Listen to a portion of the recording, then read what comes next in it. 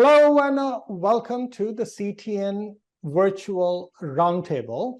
The topic is Connecting Eras, the strategic path from hybrid to holistic workplaces, and it's made possible by Zones. My name is Sanjog All from CIO Talk Network. I'm your moderator, and we are going to get started with this interesting discussion on where we started from pandemic to then hybrid, and now we are trying to find this utopic state, which is the holistic workplace where everyone feels nurtured, everyone feels enabled, and the business gets what they want, and the people who have been shifting from one mode to another also get what they want. Now, before we get started, I would like to ask each of you a question. Maybe you could give your own answers before we get into the details. Is which fantasy virtual meeting background that best represents your work from home experience? And as you start answering this question, please mention your name and your company name. And let's start with simple question, right? And I'll start with Alan. Yeah, so we have gone through this pandemic period. I think we have an extra challenge because our CIBC is a Canadian bank, and they acquired the US local bank in 2017. And I'm not proud to say it, but by end of 2019, the IT integration hasn't completed. And then we went into the pandemic and lockdown. So we need to deal with lots of issues to meet the demand for remote work and also integrate our IT between US and Canada. So we've made lots of progress, but to me, I think we are far from where we need to be to work more effectively. Given the hybrid setup is probably gonna be the way we work in the foreseeable future. Right, we're going to bring people in the office more often, but we also have people remote. So how does IT effectively support all this to make sure everybody is as productive as they can be? I think that's our challenge. So I have a two-part question for you, Alan. First was, my original question was, what is that fantasy virtual meeting background, which you would use to demonstrate your work from home experience? What reflects it? And this is a fun question. But on the other side, I'd also like to ask you, what is your top challenge which holds you back, or where is an area of improvement which holds you back from giving your team, your management, and the whole environment that best holistic workplace experience? So start with the fantasy virtual meeting background that you would like to use. Well, the fantasy, I don't know. I think we've seen it in sci-fi. I think you can have, I would say, maybe the hologram. You can feel like people are in the room where they were not. But if you want to talk about fantasy, maybe that's my fantasy. But I want to be realistic. That's maybe too far in the future. If we do it today, it could be super expensive. But there are things we can do today. I've seen other places done it even before pandemic. We are not doing yet. For example, we need to bring people to use, if we don't have come in 5 days a week, we can share space, right?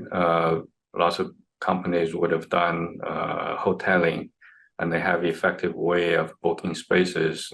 Have technology support. You can do it on your smartphone, things like that. I think that's probably our next step at CIBC US. If we can do it in Toronto as a bank, but not in the US yet, and we are running into obstacles to make those happen. I think that's my next item on my wish list. All right, great. Andy, your virtual background, which you would have put out there, that's the fun part. And then, of course, your top challenge and our top area of improvement. Yeah, so I'm going to cheat a little bit, Sanjog. So my virtual background, fantasy, you can make it into fantasy, I suppose, but it would definitely be a golf course. So I would say if I can, with the new kind of work environment, if it enables me to work from a golf course, I'm totally there. I think the new ways of working has helped me golf a little bit more because I got to recoup some of my commute time and stuff like that.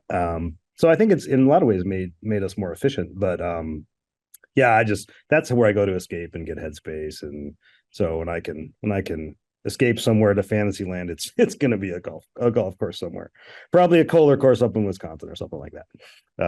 So anyways, not exactly what you asked, but that's what I would probably put behind me. Biggest challenge for me personally is my leadership team. So I have half of my team, they're fully remote. A few of them we hired remote during pandemic, and a few of them moved. So the other half is in Chicago, where we're based. And so we're building a brand new space downtown that will open up in January. And our requirement is people leaders need to come in 2 days a week. That's currently our only plan for our requirement for return to office. And that means anybody within a 60-mile radius of downtown Chicago. So I have half of my leaders that will come in a couple days a week, whatever days that is they choose. And I have another half of my leaders that won't. Right, they'll fly in maybe monthly at the most, but probably quarterly. So how I personally can enable fully remote leaders with leaders that will be in office, I think that would be a pretty big challenge because there's just two different working kind of environments that they have to get used to, but they're on the same team, right? So we'll see how that goes. I think that's going to be a tough one. So David LaRue, Chief Information Officer for KEH. Dave, what's your virtual background that you fantasy, or what's that fantasy virtual background, and then your top challenge? I think eventually, and it's similar to Alan's perspective, I think the metaverse kind of a environment where people can kind of interact with each other, where you feel like you're next to them, but you're not really there next to them. And I think it's a virtual where we can actually be mobile when we're communicating with each other. So right now we're kind of chained to our desks to do this. Right now we're all sitting in front of a monitor with a camera. I think that paradigm could be potentially changed, which would be a lot more fun than being at a desk communicating to somebody in a flat panel kind of situation. Challenges, I think similar to Andy, we have people that are remote all over the country currently. And some groups are totally remote and some groups are not. So there is a kind of a separation of why do they get to be remote and we don't get to be remote is a little bit of a challenge. I think the reason why you get together is for collaboration. And so picking the days of the week that you can come in kind of defeats the purpose of collaboration, because we really need to pick days of the week where we have a distinct focus on a particular item that we want to do and collaborate on. And I personally want everybody in the office and a whiteboard.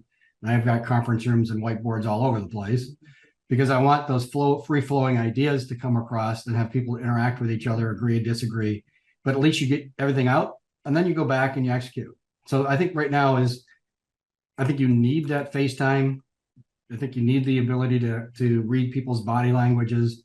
But at the same time, the other challenge is because of the change since the pandemic. Well, I would say that anybody who's done remote development or done this all around the world has dealt with this in the past, at least on an IT side. I think it's a much bigger change and change management for the rest of the organization than it is for IT, because we're kind of used to it. But I would say a lot of the people in core functions and accounting and finance and legal and those types of things, it's a bit of a change in paradigm for them.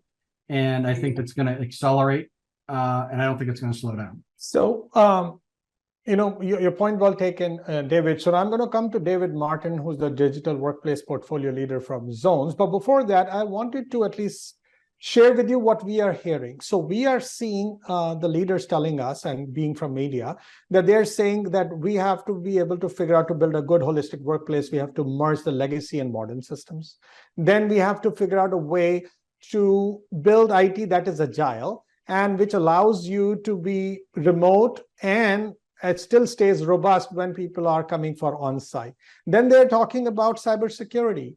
And then they're talking about leadership, which has to support and sponsor this holistic environment. And then finally, do something with whatever we are trying to do right now. Cannot be for the next 2 years or 3 years. I know future can unfold in so many different ways, but at least how to future-proof it. Now, this is what I've heard. Coming back to you, David, you also talk to a lot of people, right? And you might have heard a number of different things. And if you start talking about all the challenges, of course, we can spend the whole hour right here. Pick the ones which you feel, or pick the one which you feel is the one which people are getting the most heartburn. I think go ahead, David. Different David. No, the wrong David. Go ahead, David Martin. What I hear most of the challenges is being able to collaborate on demand, whether it's Friday afternoon or Monday or Tuesday morning. Those are key and important, not just from having the technology platforms in place, but having the culture in place that enables that as well. I go back to culture as quite a bit within companies. What's the best way for that company to attract people, to keep their people, that is the representative of the workflow within a company? Sometimes you can have, I'll just pick, HR may have a different vibe about it than, say, an accounting or IT as an example. So even within companies, you don't have necessarily one size fits all. A lot of it is driven by the leadership within that as well. So having that flexibility within each of those core areas are ultimately very important from what I've seen. And you got to be able to provide clients, at least from providing managed services, the technologies, the SIs, the hardware, any of the support services. You got to be able to provide that type of flexibilities and those capabilities around there. A lot of times, your individual performer may only meet once a week with their team, and that's fine. And then other times, if you're in a creative stack, you need to be able to meet multiple times during the week to be able to launch something or a project, as an example. Ebenezer, what have you faced, or what you're facing? What do you want? And keep telling about your virtual or fantasy virtual background. Yeah, virtual meeting background. My fantasy, maybe like camping background. So that may be a ideal one, because that's a one will make me relaxed and enjoyable background. Okay, so with regards to the challenge, there is another challenge built in before the pandemic. Yeah, so work from home is an optional. It is allowed only one day in a week, or sometime once in 2 weeks. Yeah, it's then after the pandemic, everyone has to work from home maximum. And then when we were trying to hire people, now people demand, hey, I can't come to office. It has to be remote. So, and then we were competing against bigger giants like Microsoft and all the big giants. For them also remote working is fine. Before, California salary is going to be higher and Chicago salary may be a little lower, but now all of them are level set because anybody can work from anywhere. So that's another challenge we had, and it was so difficult for us to hire a person. Before we used to hire for X dollar per year. Now it is X plus certain, because they are able to work for any other company. Across US, sometimes across the globe. So that's another challenge we face. Now, when what you just mentioned, let's take that interesting thought that people would want to have a different salary to go elsewhere. But that's an interesting point that you make. So let's continue. Priya, love to hear your top challenge and, of course, your virtual meeting background that's from the fantasy land. Well, I moved to North Carolina to be closer to the beach, but I find myself stuck in office chairs. So my fantasy background would be somewhere at a beach. However, as a company, we rolled out a policy that says work where it works, right? Yes, we have manufacturing that requires, but then we had to give perks like for our manufacturing workers, for them to be required to be in the office at all times. I think kind of like David LaRue and David Martin mentioned, it is more about the culture, I think, is the challenge, right? So IT, yes, we were used to doing this. We have had global organizations for a long time. We've had the technology to support it. For other organizations, it's a little bit of more of a challenge. And where we are finding the biggest challenge is how do you bring in, people who have kind of built relationship over the years, even if you get on a video call, I think, you relate much quickly, right? You are able to collaborate much easier. You have that understanding. You've kind of built the foundation for that culture. Where we are seeing challenges is our new hires, as we are bringing in, onboarding them. How do they get that same sense of belongingness? How do they feel like they're part of the team? That team has been, worked together side by side in person for a long time. How do you get them, in the environment where we are allowing work where it works?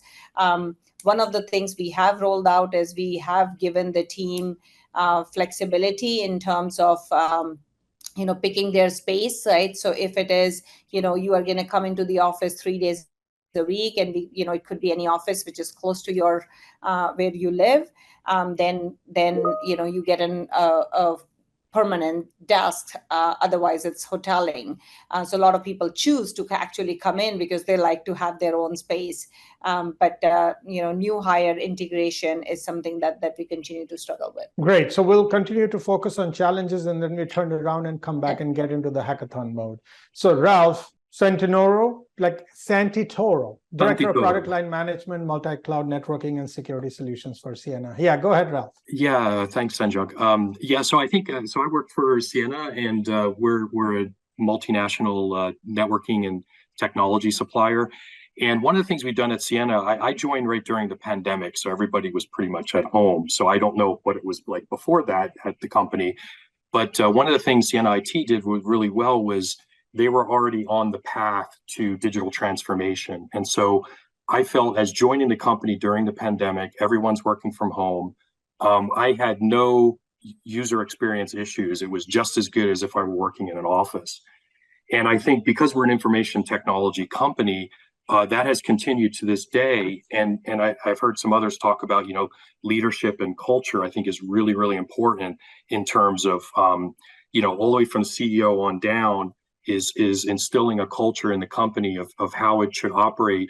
And we don't have go back to the office mandate or anything like that, because we are just as efficient working from home as we were in an office.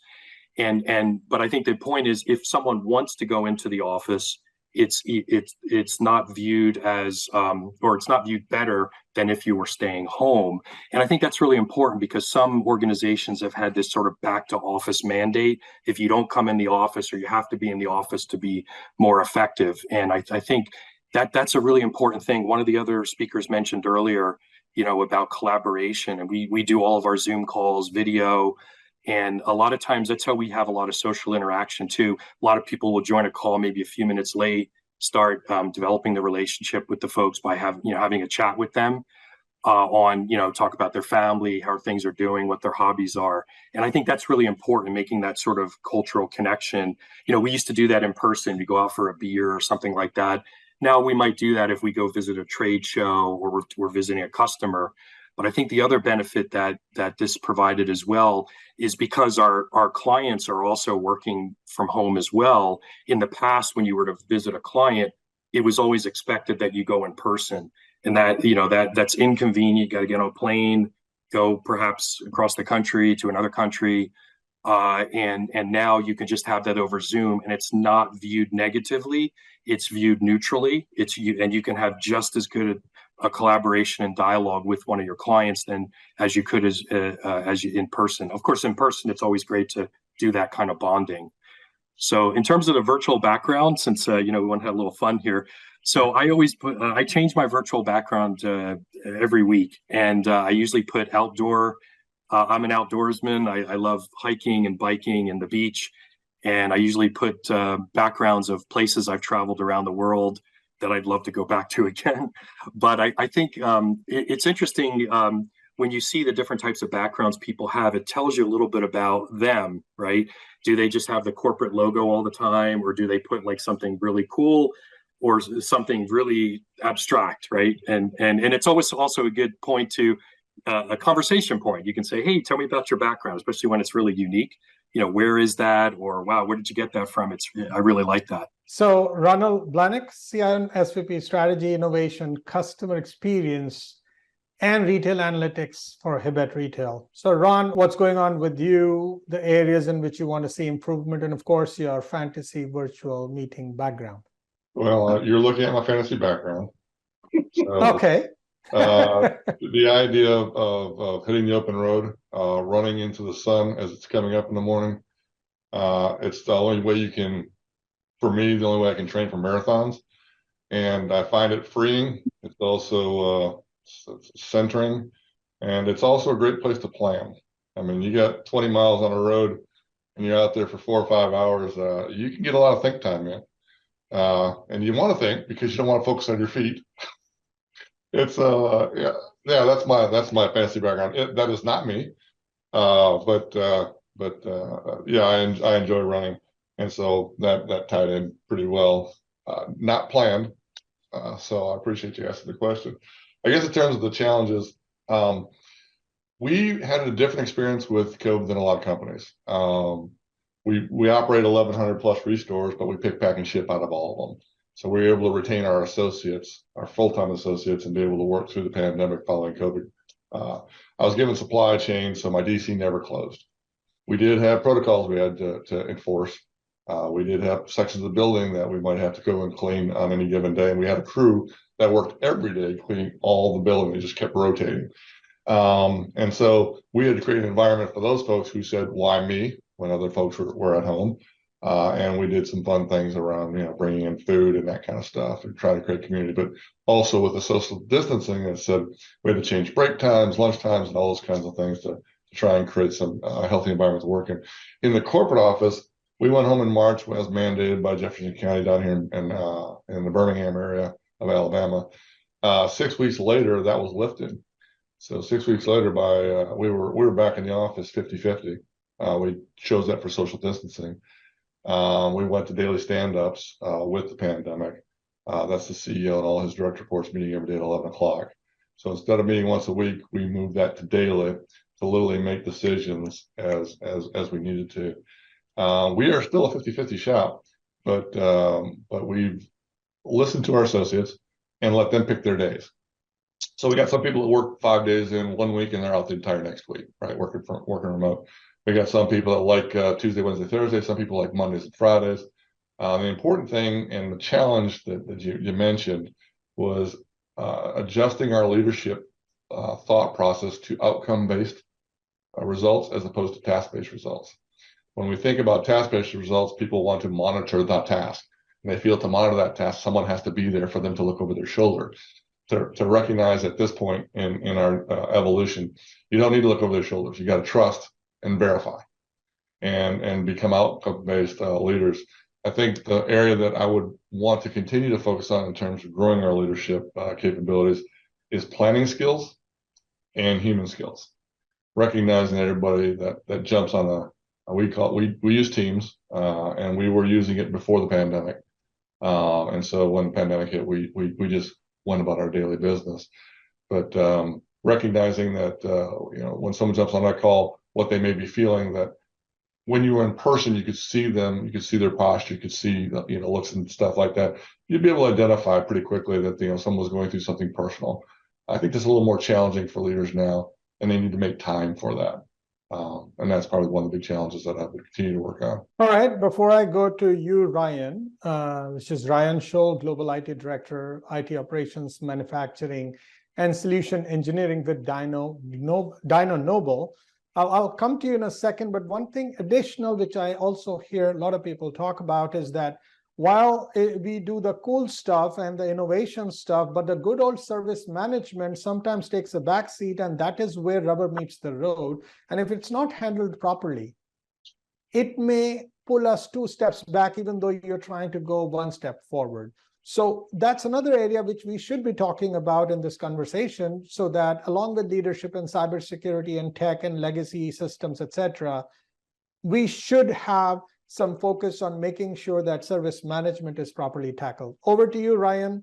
What is your top challenge and what is your fantasy virtual background? My fantasy background would actually be no background. It would be that I was actually living in the spaces that I see in everybody else's, and I'm visiting the wonderful places. if we could make vacation our actual work, would be in a pretty amazing life, I think. But outside of that, I think you were right on point there. The user experience plays such a big role to everything we've discussed, even to leadership, how their employees interact with systems, all the way down. For us, our challenge is really user persona. We have so many different user bases that touch the systems differently. And how do we put technologies that can sustain that, where an end user has a seamless experience, no matter if they're in the office, if they're home, if they're hybrid, the experience is the same all the way across. That's what keeps me up at night, the challenges of making sure that every day everything is exactly the same for every user across multiple personas. And coming from a manufacturing environment, we have a lot of different personas. Some are on site all the time. We have some working hybrid. We have some fully in office, some fully out. So it's how do we standardize? How do we have systems that support each user, and we don't look at them as different, and we want them all to work seamlessly, because one user could be hybrid today and fully in the office tomorrow, and from fully office to hybrid. So that's what our challenges are, and how do we get that end user experience to just be seamless and never understand the struggles we do on the back end. Great. So now that we got almost a very rich inventory of the type of challenges or flavors, some are showing a pattern, others are some unique. So I'm going to come back to the same, the first person who I asked this question. So Alan, you had shared, you said you have a bunch of different challenges, but if you had to put them in one bucket or that one top challenge, and you needed to get, or you're hitting a snag because of it is still a problem and not a project, what would you like? So what's your question for the fellow group here, which if answered will help you move forward? I'm sorry, can you explain that a little bit? Sure. So I'm basically asking, so you mentioned that you got a bunch of different things going on, a lot of things in flux, right? And you did mention that there are some flavors of challenges that you had. So what is that one thing which, if you could solve, or which is becoming a snag for you, which you're hitting, because of which you're not able to make progress, what would be that be, so that we can have the rest of the group jump in and say, okay, this is what you've tried. Have you tried this? I see. I think earlier I mentioned we now are returning to the office more often, and during the pandemic we have grown quite fast. We have many more people in the team. Now the office space, some part of certain teams, they have not enough space. I know you can still come in and see some space stay empty when I do come in. So I think a solution to help this would be to have a effective hoteling system. IT can support that, so people will be easily book their space when they come in, so that we don't have to waste empty space, and then we don't have to people at the same time ask people to share space on the same day. That is something I see we need to build at this moment, but it seems to be more difficult than I expected. I wonder if you can provide any advices and how, if you have done it, how. Okay. So Ron, do you want to take this? Yeah. So what we did is we leveraged the Microsoft platform. One of the tools they have is called Waldo. So the whole thought of where's Waldo, and the idea is that you can turn in and it will read a graphic or a planogram of your entire office space, and will turn all those spaces into hotel cubes that people can sign up for when they're coming in. It also helps people to say, listen, I'm coming in, but I need to work with Bill, Bob, Priya, and Tim. And it will help you find a space where 5 cubes are available so they can be close and collaborate for the day. That was pretty effective for us for a bit. But because we're 50-50, space wasn't a huge issue. We didn't find a lot of people saying, listen, I need to go sit someplace else. We had plenty of open conference rooms. But we did try that tool. It was pretty effective in a short-term mode. And that might be something that you might want to try.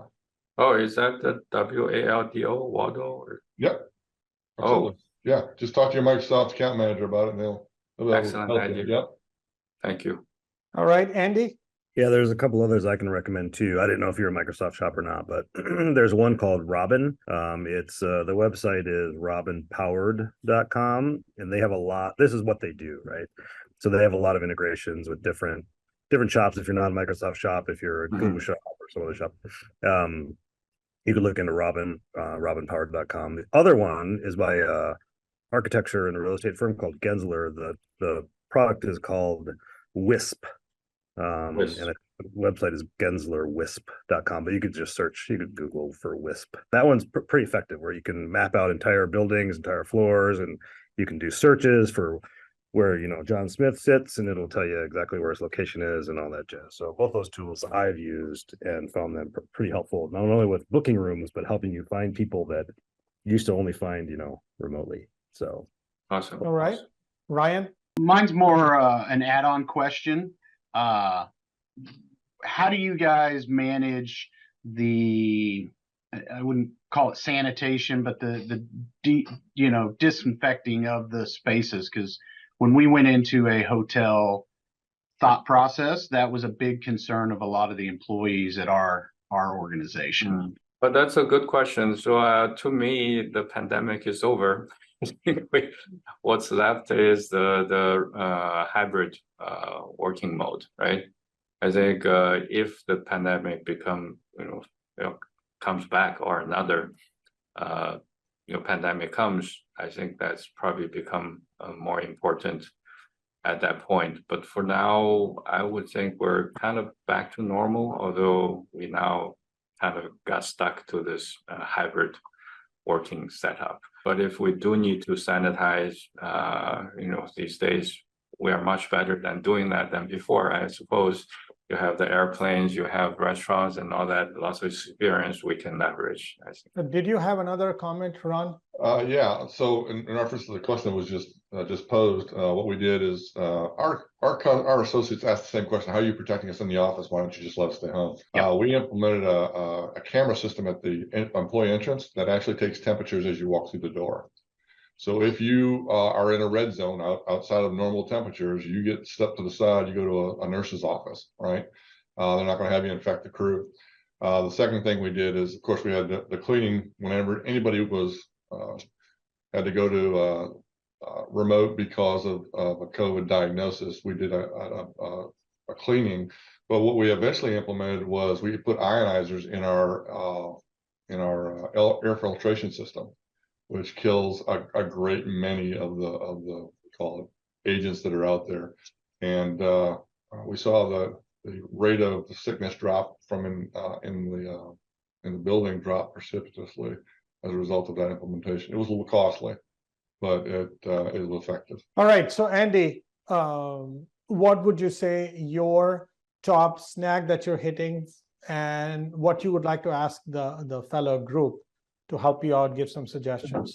Yeah, no, it's a great question. And I actually hit on a little bit in your original question, Sanjog. So I have half my leadership staff is remote, totally.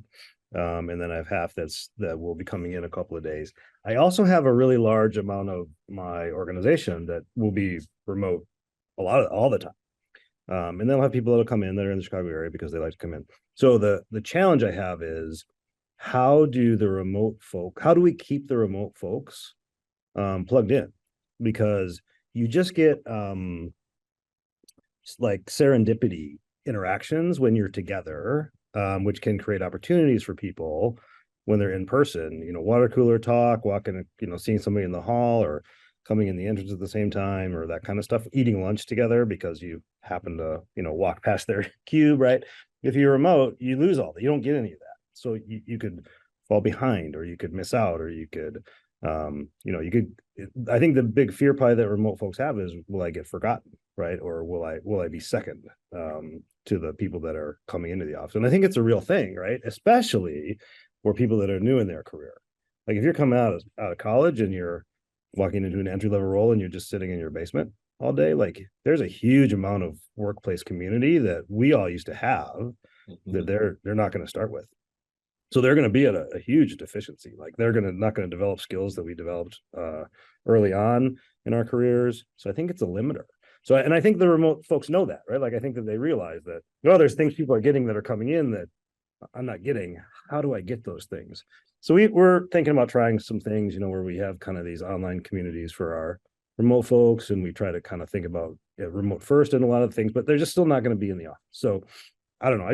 I worry about that and how to kind of overcome that challenge. It feels like a really big one, especially over time. I feel like it will compound. So I'd love any Sure, advice. Absolutely. So Priya, you want to go with this? Sure. So one of the things of it, my lead team is also the same way. I have people that are in different time zones. Even I have people in Northern Ireland. I have people in Seattle, and then most of my leadership team is here in North Carolina.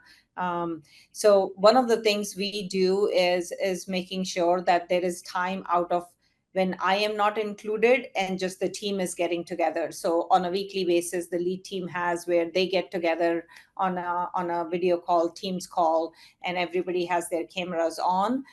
So, I think body language, you even in 2D, you get to read a little bit, right, when you have the video on. So that definitely, I've had some people who just onboarded in the last 3 months, and they are definitely seeing a difference with that.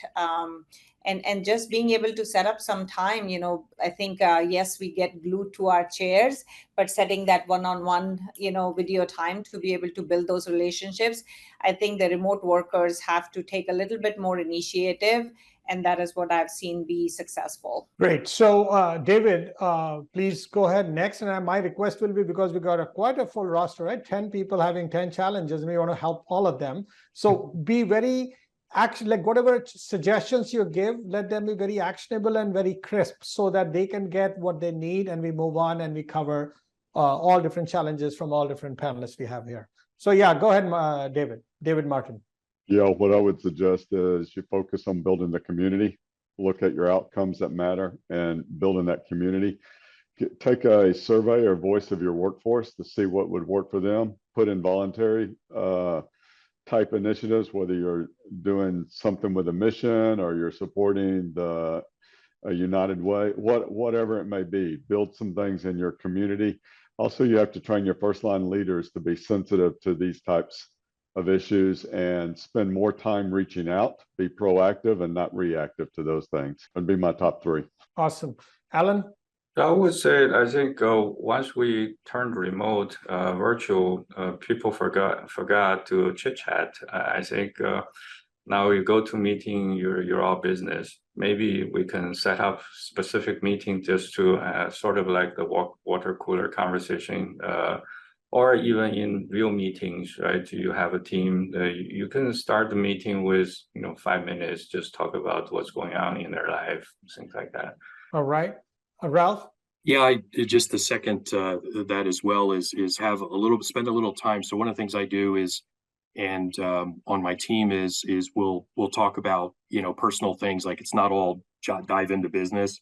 We'll spend either some time at the beginning of a call or at the end of the call. But I think I'm not into the whole virtual happy hour thing. I don't find that very useful for whatever reason. One of the things that we've done as a team is every so often, at least once a quarter, we get together, and even if people are in different time zones and all that, we'll literally get together for like a summit where we'll get together. Everybody kind of talks about what they're working on.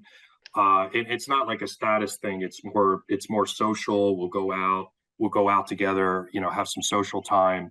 But we'll tie it to business, and people talk about what they're doing. We might pull in some educational opportunities there. Maybe some people are talking about some new technologies or something, whatever the group was interested in learning.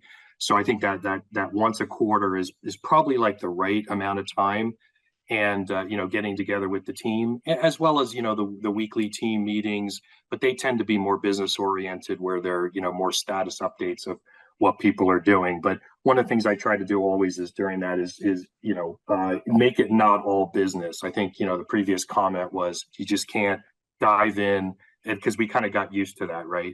So it's really being able to how's your family doing? How your child's in college? Make that sort of bonding connection. And I think lastly, for the new hires, this is a really big challenge for them. I feel for them, because if they're going into let's say they're working from home, they have no social interaction, they have no connection, right? So I think that getting together in person creates that initial bond, and then you can build upon that, subsequently after that. So you really need that sort of first time get together, especially when people are not in the same time zone or geography. All right, Ebenezer, let's keep it quick. Let's keep moving. I'll keep it very quick. Yeah, so I would just want to tell you what I did. See, some people are in Toledo, some people are in LA, some people are in Chicago. So not necessarily that everyone has to come together in one place, but I group them. I group them wherever they are, and I will just sponsor them.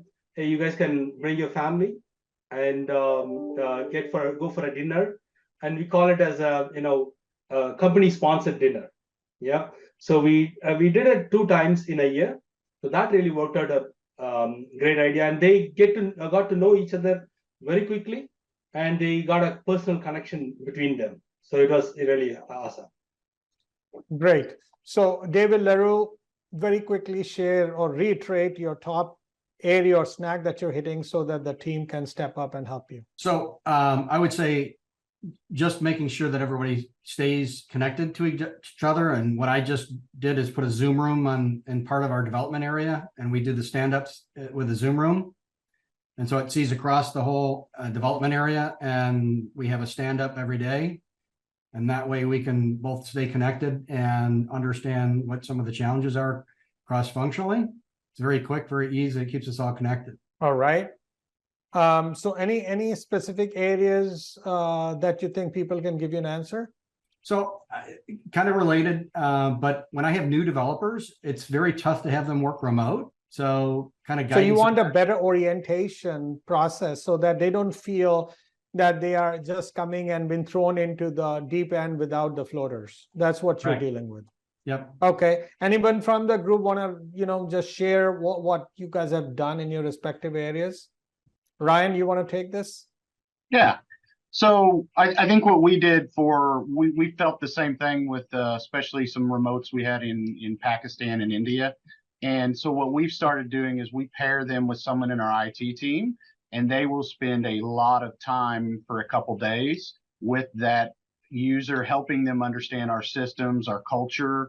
That first week where you used to do that onboarding traditionally with HR, you still do that really quick, but it's usually within 3 or 4 hours now virtually. After that's over, they go right into with someone on the team, and they'll spend that same first week, but really one-on-one with someone to understand the systems. They can kind of show them who are the people, the players, how you navigate our environment, even down to the culture level. And we've had a lot of success in that pairing. And then it also gives them someone in the future they can rely on and starts them, not always do they become friends, but they have at least someone that they can lean on in the organization. All right. So Ron, I'll take yours very quickly. Just please give a very pointed suggestion. No, when we hire someone that's remote, we want to give them a corporate trip. So we give them a corporate trip to the corporate office. They come either for 1 or 2 weeks, and we immerse them in the business units that they're going to serve, whether it's distribution or stores or supply chain. And the whole idea there is to get them connected to the business, to want to serve the business and be a part of it, and then send them home with some real knowledge of how the company works. Okay.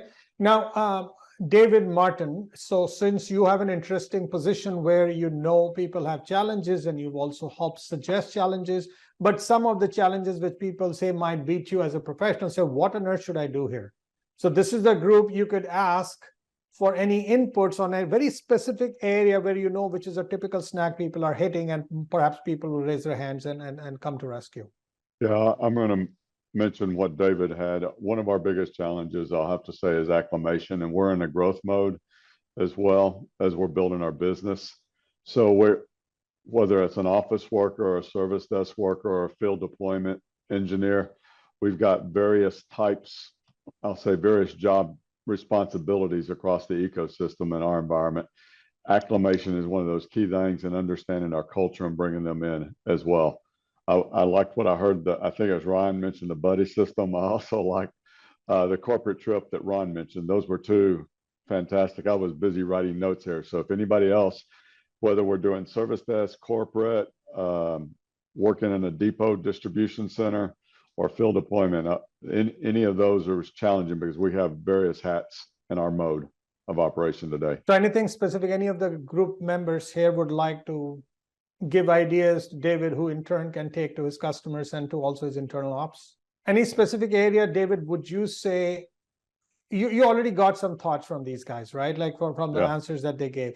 Anything which is still stuck to say, okay, you could walk away to installer if you got answers from them on one specific question, what would that be? I think that what I've seen out of the group is a bunch of different suggestions approaching many of the same problems from different perspectives. And I don't think there's a silver bullet, is what I would say out of each of these, whether it's a global that Priya mentioned earlier in different areas or distribution center. I think that was Ron as well. Hopefully answering this question is that I've got 2 pages of notes here that I took from this team to build back on solving some of these problems, not just for my organization at Zones, but for our clients as well. Absolutely. No, this is great. I mean, I'm so glad it's working out. So Ebenezer, your typical snag you're hitting, what specific answers or answer are you looking for, which will help you make your life better? Yeah, definitely. So with regards to the talent acquisition challenge, what I face, the one which I explained earlier, like we are trying to compete with the bigger organizations in terms of the rates and other things. So how any of you guys had this challenge, or if you had, how did you manage, or if you guys have any other thought process behind this? Like, for example, before I used to hire security engineers for certain like X dollar amount. Now it's huge. Right now, it's some situation it is double because of the other markets open because of the remote working situation. Okay, anyone who wants to help, Ebenezer? I can, so I think probably you might have to figure out how do you define segments of different like domains, right? There are certain domains that, you might find better talent in California versus, other that you might find better talent in Chicago, for example, you said. I think maybe try to figure out how you balance between, right, where there are higher salaries versus lower salaries. Me personally, we went in, for example, I was looking for a strong manufacturing architect. I had to go with wherever the population was, right? Like, people who had worked at Intel and things like that, right? So, which means I had to, figure out that I was going to spend higher dollars on that, right? So, I think probably based on your talent strategy, I think kind of do a mix and match in your talent strategy. All right, Ron. I think the only thing I'd add to that is groom your pipeline. Start developing relationships with universities that produce the kind of resources that you're looking for, and help your leaders and teams understand just because someone senior leaves doesn't mean you have to hire someone at the same level. The idea of giving someone at the middle level an opportunity to step up and take on some additional responsibility often leads to a great deal of a connection with the company and feeling like, hey, I can grow here and there's options for me. So I encourage you to do both. All right, David, Martin. Yeah, I'm doubling down on what Ron said. Grow your teams from internal. Don't make it just a one-time strategy to backfill somebody. Build from the ground up, whether your introduction of your career, coming out of the university level, build them into the mid-level to the next. And it's always a organic thing you can do. It'll also increase your productivity. It'll increase your retention. And you'll find that in the long run, you don't have to always be at market to keep your people, because there's growth in the future for almost everybody. It's not just the check they stay for, it's around the growth that they're going to have in their future. Hey, David, Ryan. That's a great point. I would add, challenge your HR team to look at the total compensation package. Yes. One of the things we focused on that I should have mentioned immediately was our PTO policy and our flexibility and work from home and the corporate discounts at stores. I mean, someone walks in and get a 35% discount on your new products, that's pretty compelling for some folks. You know, it depends on the age groups, but yeah, look to your HR to say, listen, it's not just about cash, it's about total comp. Yeah. All right, Ryan. I think Alan's had his hand up for a second, if it's okay. Okay, sure, Alan, go ahead. Yeah, so I think the key is diversify your workforce. I think we've been leveraging the interns co-ops just so that we get some lift out of relatively cheaper staff. And then I think also to hit the nail on the head is since people are remote, you can look for talent overseas in other markets. They may cost less, right? Since people can work from anywhere. All right, Ryan. Yeah, I would also add, look for other industries that are similar. We've had great success, like if we need a service desk and we just absolutely can't find a service desk, go to customer service. And if someone is great at customer service, you can train them the IT side. So there are some other options you can use in industries that are very closely aligned. Okay. So Priya, now let's take your top challenge where these guys can help you get some more clarity or maybe something actionable. Sure. I mean, like David said, I've been taking lots of notes. My challenge was how to integrate the new hires. And I think throughout the conversations, we heard quite a bit about maybe having some employee resource groups, buddy system, being able to bring them on site, for some time. So those are some things that I've taken. But if there are other ideas, would love to hear them. And besides what they have shared, is there anything specific that you've done which is new, more, or different and they can benefit from, means a strategy or an approach? I think what we have done based on some of the challenges, I think some of us said that, right? We were working all throughout, the pandemic. So we had time to be able to define our strategy, I think, like I said, our CEO and our CHRO, they rolled out work where it works. I think it makes people feel they have the flexibility. So they want to come more. They want to be on site more. So that has worked really well, being able to develop that culture of supportiveness across so that remote people kind of feel part of the team. I think that's been working really well for us.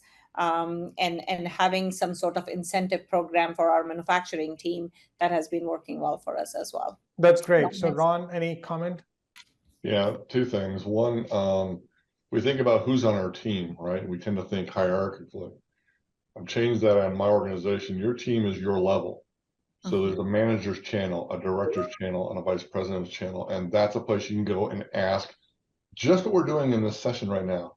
Has anybody got a solution to this problem, right? And talk to a peer who's got different, background and responsibilities, and maybe you learn something from another peer. This is what you would have done when you went for coffee, and now they're doing it in Teams channels, and we're calling it that's your working group. Those are your peers, right? That's your team.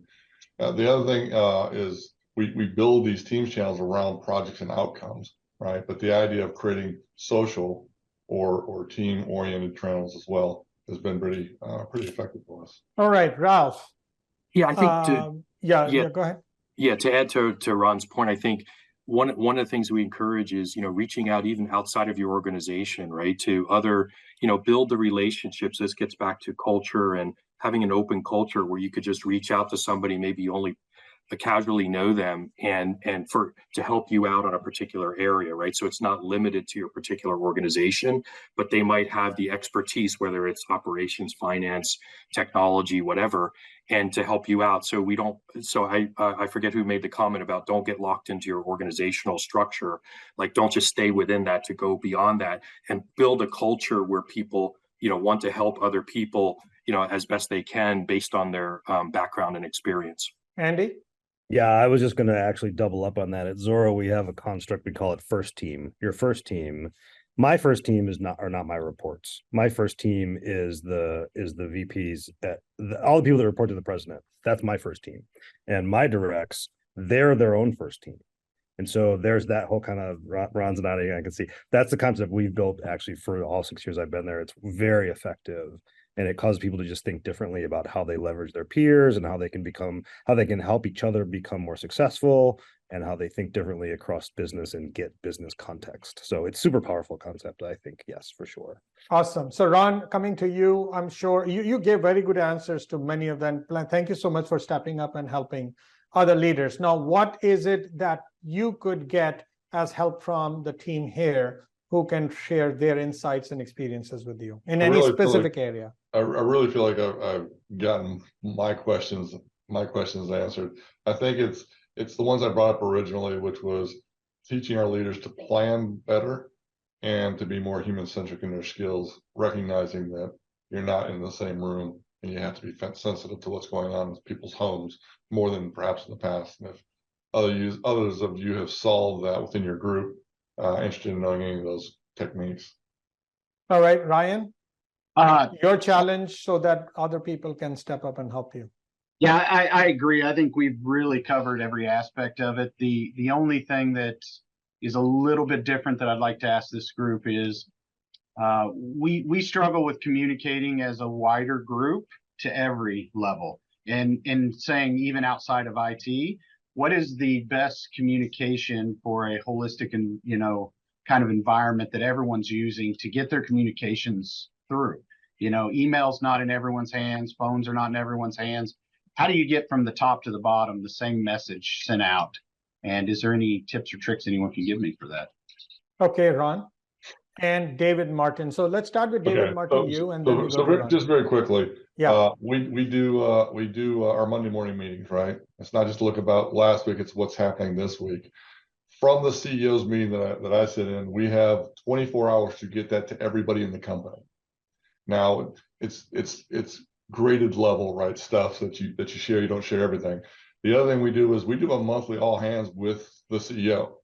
And so they'll pick a topic and we'll discuss that. And then they just go to open Q&A. And those questions come in and they're unscripted. And if you're in the C-suite, you have to answer that right now. No, don't dodge it. Come right back with, be human, right? Because you may stumble. But ultimately, that's something that has helped our folks feel like, hey, they're connected to the strategy and to the business. Awesome. David Martin. Yeah, specifically, without going into tactics, build a communication team that's responsible for both providing a push and a pull for your resources. It's got to be top down. You've got to be able to provide it at the ground level and the mid level and the top tiers for that push and pull. And everybody consumes information differently and in different speeds and feeds. So the more flexibility you have that, I know when I'm doing transformation with large clients, one of the things we always build into the governance and steering process is change management. And within that, you also have your communication plans and tools in which to enable around that.